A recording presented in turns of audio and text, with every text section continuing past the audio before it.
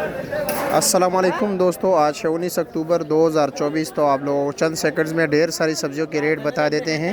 करेले का रेट है भाई 200 रुपया पर केजी। फ्रेश बीन 240 रुपये किलो का रेट है भाई 340 रुपया पर केजी। शलजम ये वाला भाई 80 रुपये किलो, जो अच्छे वाला है वो है 120 रुपये किलो।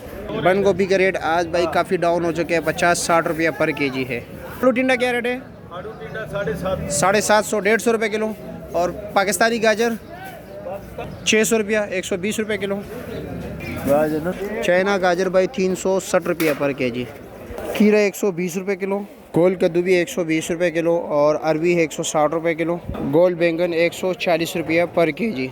भिंडी भाई 110 रुपया पर केजी। माड़ू 140 रुपये किलो। मतलब भाई ये 200 रुपये किलो है और भाई 260 रुपये किलो हैं। जो बिल्कुल टॉप क्लास है वो 300 रुपये किलो है। लौकी 70 रुपये किलो है जी और ये 120 रुपये किलो। मिर्ची 240 रुपये किलो।